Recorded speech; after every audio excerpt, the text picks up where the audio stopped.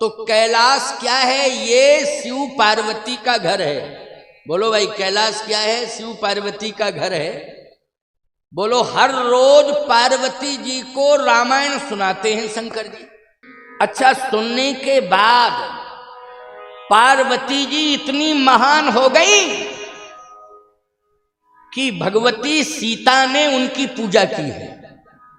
बोलो, किसने की है पूजा?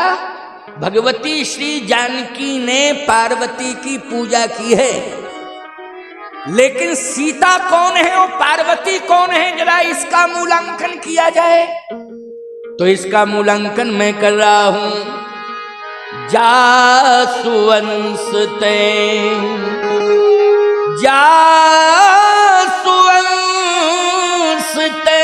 उपजे खानी, ओ अगणित लक्ष्य उमा ब्रह्माणी। बोलो भाई, उमा जासु अंश ते उपजे। कौन? उमा और ब्रह्माणी और लक्ष्मी। अगणित लक्ष्य उमा ब्रह्माणी। लेकिन चरित्र का इतना बड़ा उत्कृष्टता का स्वरूप प्रकट हो गया। चरित्र के सुमेरु पर बैठ गई, कैलाश पर बैठे थे कौन? भगवान शंकर। और कथा सुनते सुनते पार्वती जी चरित्र के सुमेरु पर्वत से भी ऊंची पहुंच गई हैं। बोलो, किसने की है पूजा? सीता जी ने की है पूजा पार्वती जी की, और निज अनुरूप सुभग वर मांगा। अनेक प्रकार के वरदान प्राप्त किए हैं। बोलो, ये प्रभाव जो पार्वती जी का बना है, ये उच्च कोटि के संस्कार और चरित्र का निर्माण हुआ है। वो राम कथा सुनने से हुआ है। भगवान शंकर ने कथा सुनाई और पार्वती जी ने उस कथा को श्रवण किया है। इसलिए चरित्र का, हर घर के चरित्र का निर्माण अगर हो सकता है तो घर घर में रामायण के पढ़ने से हो सकता है, और अर्थ सहित रामायण को पढ़ना है और रामायण के अनुसार चलना है। ये आचार संहिता है। इससे बड़ी आचार संहिता आध्यात्मिक दुनिया में और कोई दूसरी नहीं है। पार्वती जी की महिमा बढ़ती गई। सती जी भी तो पत्नी के रूप में भगवान शिव के, क्यों? सती किस रूप में थी? भगवान शिव के पत्नी के रूप में सती थी। लेकिन सती के जीवन में श्रेष्ठ चरित्र का निर्माण नहीं हो पाया। सती के जीवन में नहीं हो पाया। सती को जो भी मिला है भगवान शिव से जुड़ने के कारण मिला है। सती का जो पावर बढ़ा है वो भगवान शिव के कारण बढ़ा है। और मरने के बाद अगर शिव जी यत्र तत्र सर्वत्र न ले जाते तो 52 शक्तिपीठों की स्थापना नहीं होती। लेकिन सती को शक्तिपीठ से जोड़ने में बोलो किसका योगदान है? जल्दी बोलो। भगवान शिव का है। लेकिन सही बतावें आपको, इसमें कोई अतिशयोक्ति नहीं है। सती से कई गुनी महिमा पार्वती की है। सती के 52 स्थानों पर मंदिर बने हुए हैं शक्तिपीठ के रूप में, लेकिन पार्वती का हर गांव में मंदिर बना हुआ है। जिस गांव में शिवालय होगा पार्वती जी वहां जरूर बैठी होंगी। बोलो, ऐसा कोई गांव है कि जिसमें शंकर जी का मंदिर ना हो? चाहे छोटे रूप में हो, नहीं है बड़े रूप में तो छोटे रूप में है। बोलो, है कि नहीं? और जहां पर शिव बैठे हैं वहां कौन बैठी है? सती बैठी कि पार्वती? पार्वती, जबकि वही सती पार्वती बनी है। लेकिन इतना विस्तार, इतना प्रकाश और इतनी श्रेष्ठता कि वो जगत जननी हो गई। क्या हो गई? जगत जननी, मतलब संपूर्ण जगत की माता।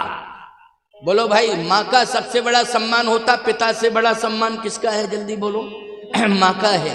और केवल वो गणेश जी की माँ ही नहीं है, केवल वो कार्तिकेय जी की माँ ही नहीं है, वो पूरे जगत की माँ हो गई। बोलो, हो गई कि नहीं? जगत जननी दामिनी दुति गाता पूरे जगत की माता हो गई। बोलो ये चरित्र है कि नहीं, ये श्रेष्ठ चरित्र है कि नहीं, कि पूरे जगत की माता हो गई।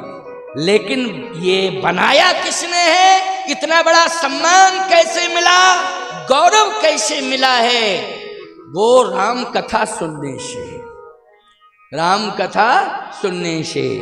इसलिए मैं कहता हूं कि सभी को राम कथा सुननी चाहिए, बड़ी महिमा है।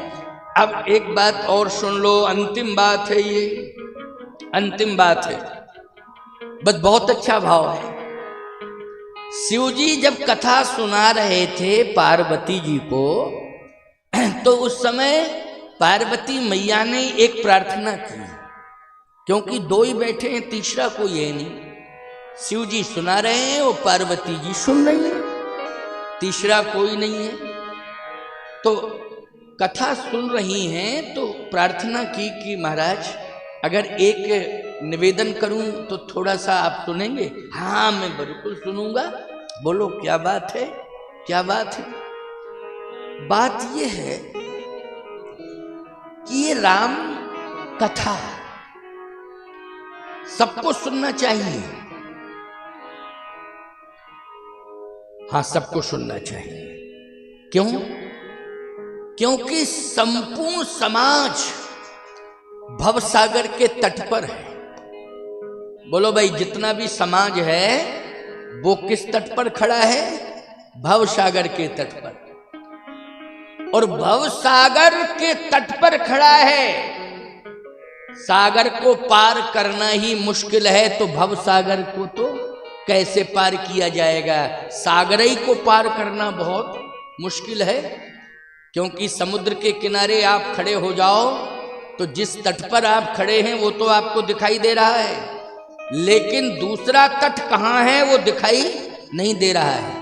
और दूसरे तट पर पहुंचना बहुत मुश्किल की बात है। अब तो इसके लिए वायुयान, इसके लिए जलयान तैयार हो गए हैं, और वायुयान के माध्यम से भी लोग समुद्र पार कर जाते हैं, और जलयान के माध्यम से भी लोग समुद्र पार कर जाते हैं। लेकिन भवसागर के लिए कौन सा जलयान है? महाराज ये मैं प्रार्थना कर रही हूं आपसे, क्या भवसागर को पार करने वाला कोई जहाज है, कोई जलयान है? भगवान शंकर ने कहा हाँ जलयान है, भवसागर को पार करने वाला भी जलयान है। किसके कार्यकाल में बना? भगवान शंकर ने कहा कि कार्यकाल में बना। ये तो वेदों ने ही बना के तैयार कर दिया है। किसने बना के तैयार किया है? वेदों ने। तो वेदों ने बना के तैयार किया है। कहाँ? रामायण की कथा तुम सुनो ना, हम तुम्हें सुना रहे हैं, देखो राम कथा सुना रहे हैं, उसमें स्पष्टीकरण है। बंदहु चारऊ वेद भव बारिधि बोहित सरिस, बंदहु चारऊ वेद भव बारिधि बोहित सरिस। भवसागर को पार करने के लिए पार्वती 4 वेदों का उत्कृष्ट ज्ञान का जहाज, 4 वेदों के उत्कृष्ट ज्ञान का जहाज, इसमें बैठ करके व्यक्ति भवसागर पार कर सकता है। इसका मतलब है कि जिनको 4 वेदों का ज्ञान होगा वो तो भवसागर पार कर लेंगे, लेकिन जिनको ज्ञान नहीं होगा वो डूब जाएंगे। इसका मतलब है मुश्किल की बात है। अच्छा, यहाँ इतने लोग बैठे हैं, रामायण बहुत लोगों को याद है, बोलो है याद कि नहीं? कुछ प्रसंग भागवत के भी याद हैं, श्लोक भी याद हैं, लेकिन 4 वेदों पर को किसी का अधिकार है क्या? इतने लोग यहाँ बैठे हैं। अगर 4 वेदों पर अधिकार हो तो झूठा हाथ मत उठाना। हाथ कोई भी व्यक्ति समाज में, इतने लोग मेरे सामने बैठे हैं, 4 वेदों पर अधिकार है किसी का? 4 वेदों के बारे में ज्ञान है? किसी का हाथ नहीं उठा। क्यों नहीं है? शायद है कि हमें काशी जाना पड़ेगा, वहां के विद्वानों से संपर्क जोड़ना पड़ेगा। काशी में 1 2 4 निकल आएंगे विद्वान, क्यों भाई, जो चारों वेदों पर, या पूरे देश में हम खोजेंगे तो 100 200 400 500 विद्वान निकल आएंगे। लेकिन पूरे देश में क्या 500 1000 ही लोग रहते हैं? 1 अरब से ज्यादा, क्यों भाई, आबादी है कि नहीं, जिसमें सनातनियों की सबसे ज्यादा आबादी भारत में, बोलो अपने देश में है कि नहीं? हिंदू सनातनियों की सबसे ज्यादा आबादी, बोलो हिंदू सनातनी भवसागर को मानता है कि नहीं मानता है? हिंदू सनातनी भवसागर को मानता है। बहुत संख्या है, कैसे तरोगे? 4 वेदों के उत्कृष्ट ज्ञान के जहाज में ज्यादा से ज्यादा बहुत लंबी सोच हमारी जाएगी तो 1000 2000 विद्वान पंडित निकल आएंगे, वो पार हो जाएंगे, लेकिन बाकी सब डूब जाएंगे। तो पार्वती मैया ने कहा कि महाराज अब कैसे बचाया जाए इन सबको? 1000 2000 ही पार हो पाएंगे, क्योंकि 4 वेदों के उत्कृष्ट ज्ञान के जहाज में बैठेंगे, लेकिन बाकी का क्या होगा? मैं इसलिए कह रही हूं क्योंकि मैं पूरे जगत की मां हूं। बोलो क्या हूं? मां हूं। मुझे बच्चों की चिंता है। मुझे किसकी चिंता है? जल्दी बोलो। पार्वती मैया ने कहा कि मुझे बच्चों की चिंता है। निश्चित रूप से मेरे बच्चे बाकी सब डूब जाएंगे, तो आपसे मेरी ये प्रार्थना है कि कोई ऐसा उपाय बताइए कि जिससे हमारे बच्चे बच जाएं, हमारे बच्चे बच जाएं, ऐसा कोई उपाय बताइए। भगवान शंकर ने कहा उपाय तो है, अगर है तो महाराज बताओ। अब देखो तुम लोग भी सुन लो, उपाय पूछने वाली कौन है?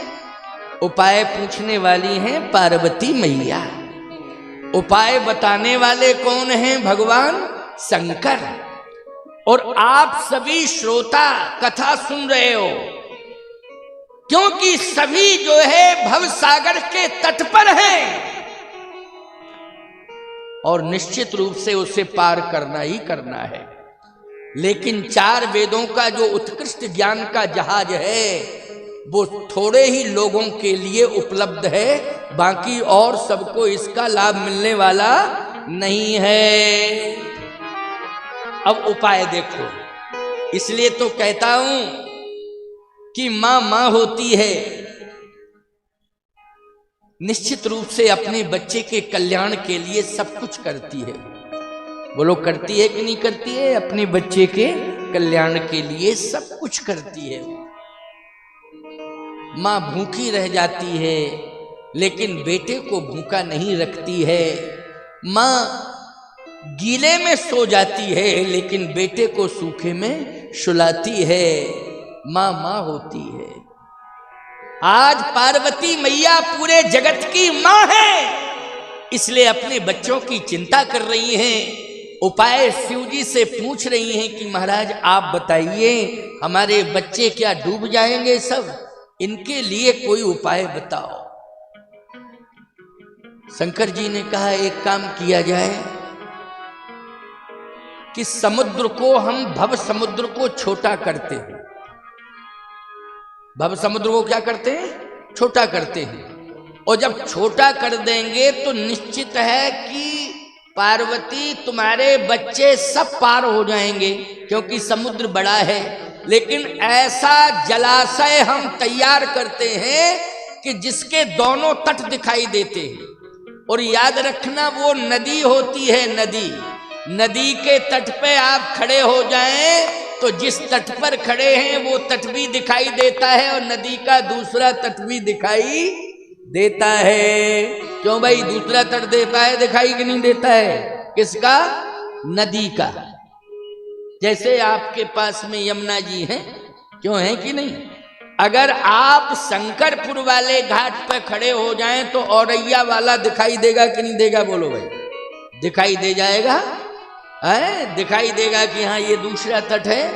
लेकिन समुद्र के तट पर खड़े हो जाएं तो दूसरा तट दिखाई नहीं देता है तो मैं इसको नदी बनाए देता हूं, भवसागर को। कैसे बनाएंगे? बोले रामायण में उपाय है, उसी के माध्यम से, रामायण से ही बनाया जा रहा है, इसलिए इसकी महिमा का वर्णन कर रहा हूं, महात्म की कथा सुना रहा हूं आपको। बहुत ध्यान से सुनना। हाँ महाराज सुनाओ। तो पार्वती मैया ध्यान से सुन रही हैं और शंकर जी सुना रहे हैं। हे पार्वती, इस कथा के माध्यम से भव समुद्र को भव सरिता बनाया जा सकता है। राम जी की कथा उसके लिए नाव है।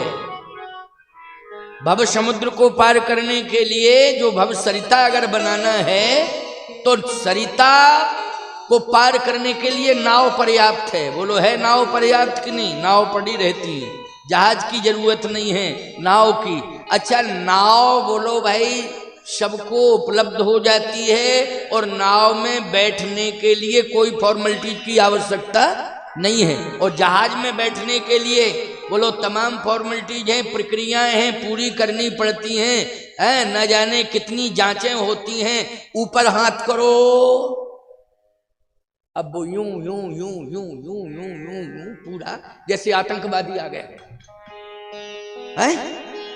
क्यों? आतंकवादियों ने गड़बड़ भी किया है कि नहीं किया है? विमान का विमान ले गए उड़ा के, अपहरण कर लिया। बोलो कर लिया कि नहीं कर लिया? इसलिए इस जांच के बारे में हम कोई टिप्पणी नहीं करेंगे, ठीक है, होने दो। लेकिन हम कहना ये चाहते हैं कि नाव में यदि आप बैठ रहे हैं तो हाथ ऊपर उठाने पड़ेंगे आपको। कोई जांच होगी? आधार कार्ड भी नहीं दिखाना है। बोलो केवट कहेगा आइए आइए आइए बैठिए, और पतवार हाथ में लेगा और आराम से आपको पार कर देगा। यह है नाव की प्रक्रिया, बैठने वाली प्रक्रिया नाव में।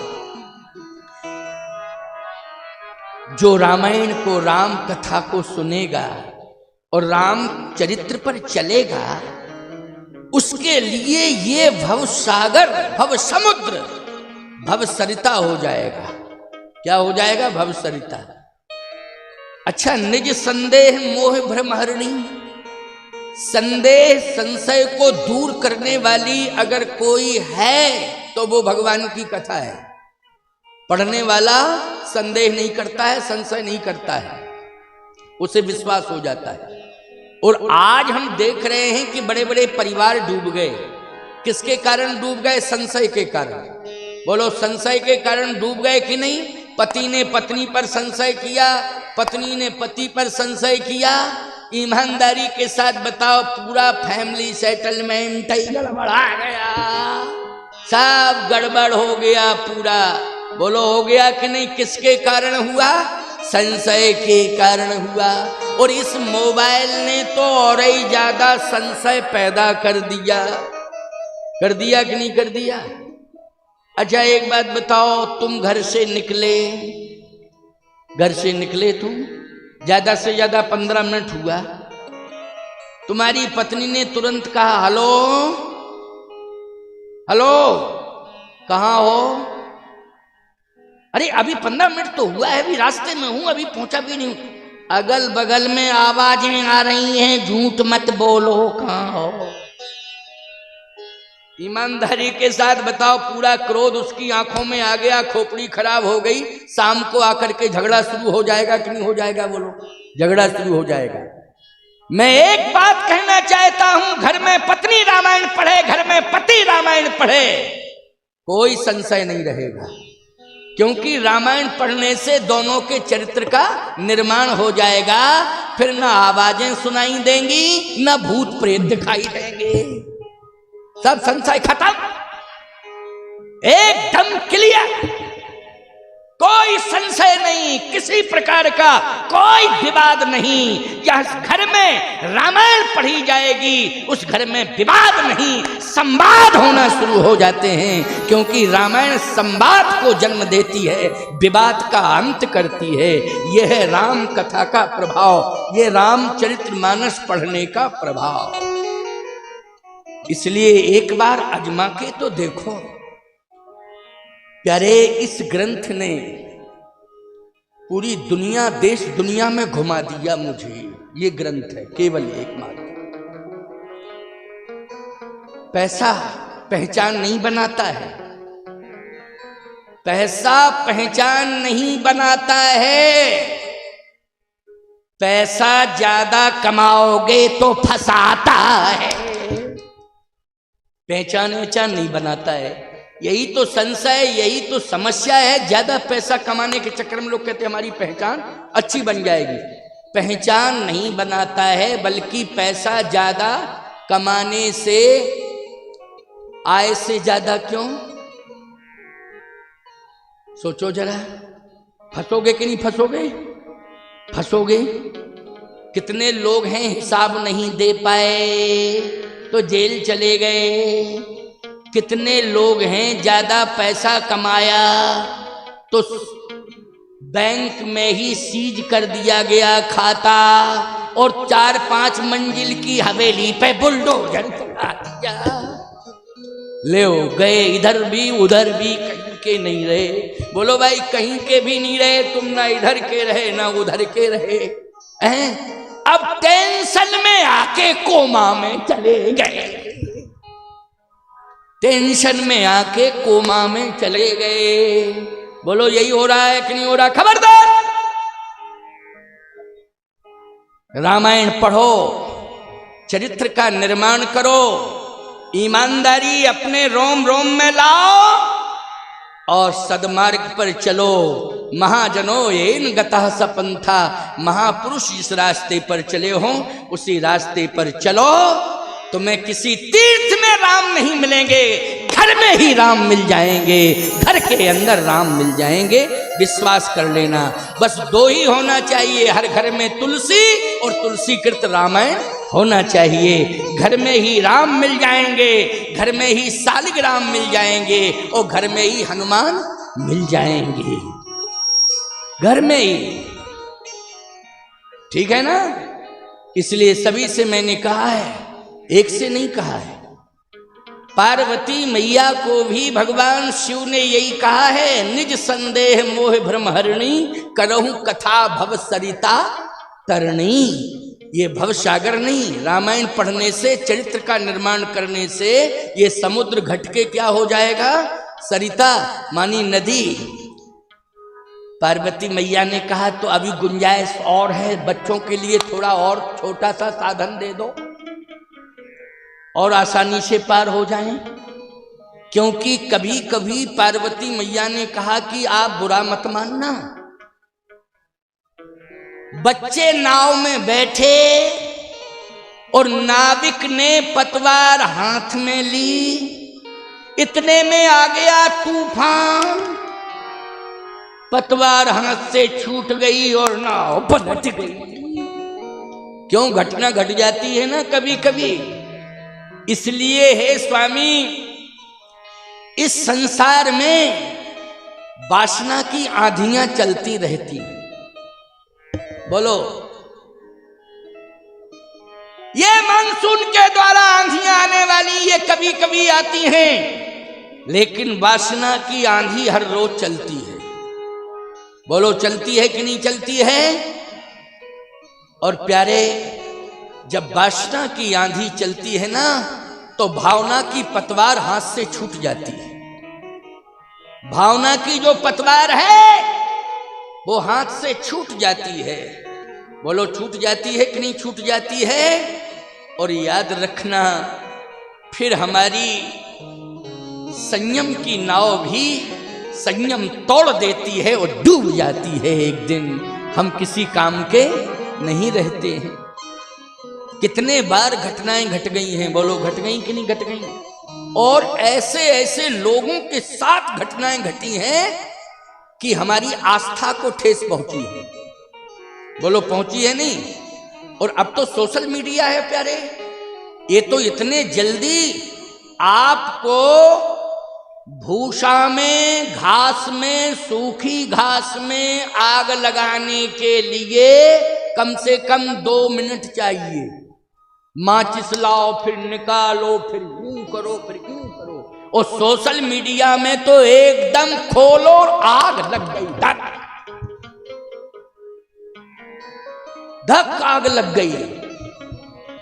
और ये आग घास के ढेर की धीरे धीरे धीरे धीरे धीरे धीरे असर करती है, बोलो पहुंचती है। लेकिन ये सोशल मीडिया की आग बोलो 1 सेकंड के अंदर पूरी दुनिया में लग जाती है। ये सोशल मीडिया का जमाना है, इसलिए सारी दुनिया में हम कहीं उपहास के पात्र ना बन जाएं।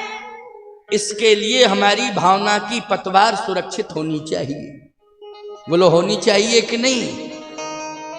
सुरक्षित होनी चाहिए। हमारे संयम की नाव जिसमें हम बैठे हैं वो डूबनी नहीं चाहिए। और उसे यदि बचाया जा सकता है पार्वती, तो केवल राम कथा सुन करके बचाया जा सकता है। राम कथा के माध्यम से ही चरित्र का निर्माण किया जा सकता है, और कोई उपाय नहीं। तो पार्वती जी ने कहा महाराज आपके पास तो बहुत उपाय है, ये नदी वाला झंझट ही खत्म कर दो। फिर क्या करें? क्या एक छोटा सा तालाब बना दो, ये भव समुद्र को तालाब बना दो। अच्छा तालाब बना दो, कोशिश करता हूं। तालाब बना दिया, मन करी विषय अनल बन जरई, और होए सुखी जो यही सर परई, होए सुखी जो यही सर परई। ये सर मानी सरोवर, राम कथा रूपी सरोवर में रोज डुबकियां लगाओ। क्या लगाओ? रोज डुबकियां लगाओ।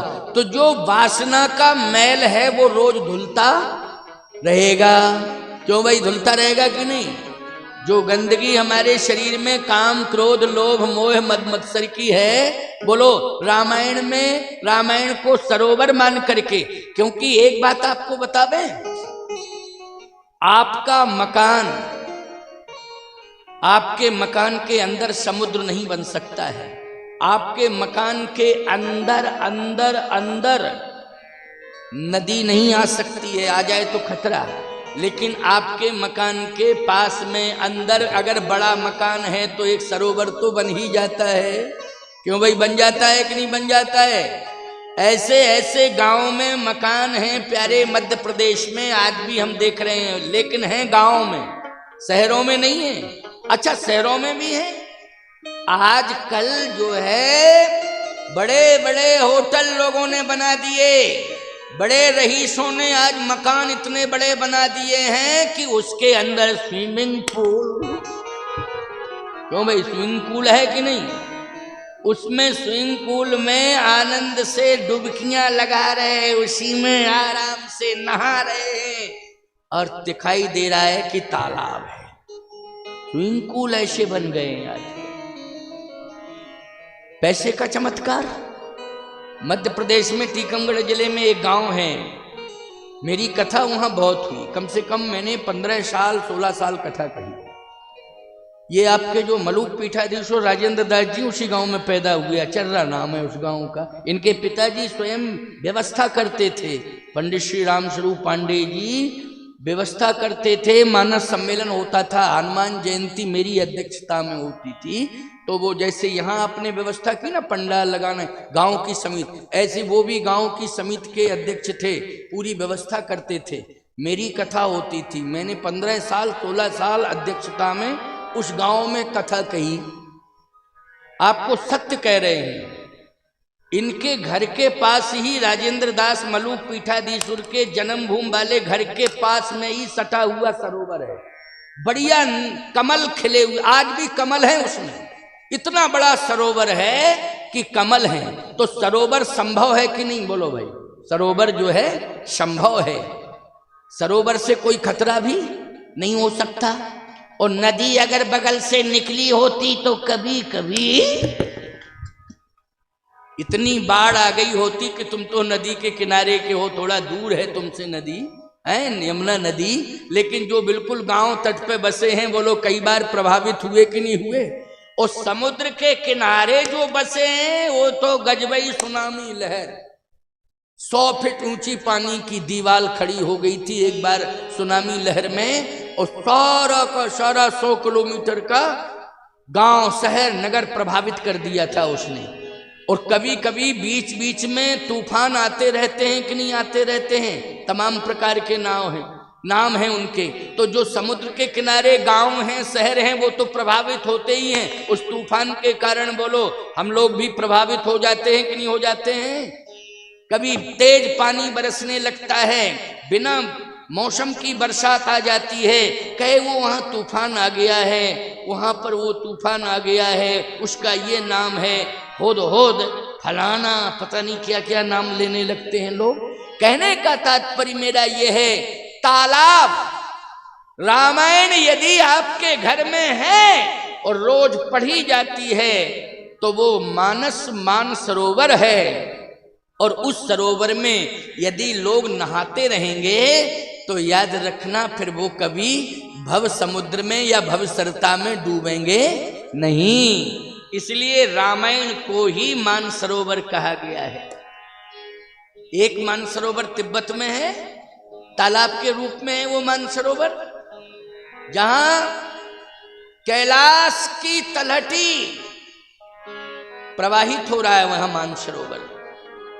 लेकिन उस मानसरोवर में और आपके घर में रामायण रूपी रामचरितमानस रूपी मानसरोवर में अंतर है। क्या अंतर है?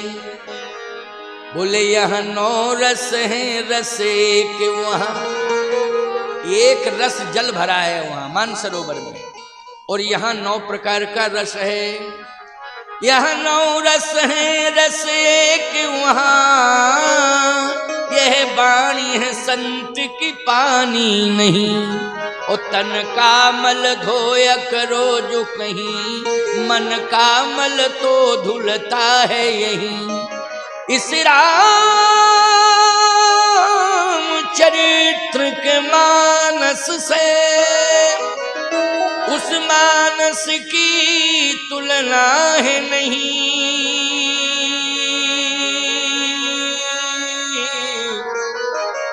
वहाँ डूबता जो मर जाता वहीं, यहाँ डूबता जो तर जाता यहीं। इसलिए मन कर विषय अनल बन जरई, और होए सुखी जो यही सर परई। सरोवर बनाओ, मानस रूपी सरोवर, इसमें डुबकियां लगाओ। उस मान सरोवर में हंस भ्रमण करते रहते हैं, तिब्बत वाले में। कौन? हंस। लेकिन यदि तुम रामायण घर में पढ़ोगे और यज्ञ के माध्यम से रामचरितमानस की कथा सुनोगे तो यहाँ पर वहां हंस आते हैं, यहाँ परम हंस आएंगे प्यारे, और राम कथा के मोतियों को वितरित करेंगे। बोलो करेंगे। ये मानस के भाव के मोती आपको दिए जा रहे हैं। बोलो दिए जा रहे हैं कि नहीं? और बोलो ये रामचरितमानस के प्रभाव से एक कथा कहने के लिए साधु आ गया कि नहीं? हम ही लोगों को तो परमहंस कहा जाता है। याद रखना, साधु संत महात्मा ही परमहंस होते हैं कि नहीं होते हैं? अच्छा, हम क्या तुम्हें लकड़ बग्गा लग रहे हैं? साधु नहीं लग रहे हैं? बोलो भाई है? इसलिए ध्यान से मेरी बात को सुनना, आनंद से तुम परमहंस के द्वारा जो भाव निकल रहे हैं उन भाव के मोतियों को रोज प्रसाद के रूप में तुम प्राप्त कर रहे हो। और सही बताना, मोती की असली पहचान कोई जौहरी भी नहीं कर सकता है जितना असली पहचान हंस करता है। बोलो भाई, हंस। यदि हंस जहां है समझ लेना जिंदा है तो वहां मोती जरूर है, क्योंकि हंस जो है भूखों मर जाएगा लेकिन बिना मोती के कुछ ग्रहण नहीं करेगा। तो ये समझ लेना आप निश्चित रूप से कि आज इस राम कथा रूपी मान सरोवर में आज जो भावों के मोती निकाल करके कोई दे रहा है तो हंस नहीं, वो परम हंस है प्यारे। और तुम्हें रोज जो है भावों के मोतियों का प्रसाद मिलेगा। भगवती पार्वती ने कहा धन्य है महाराज, आपने बड़ी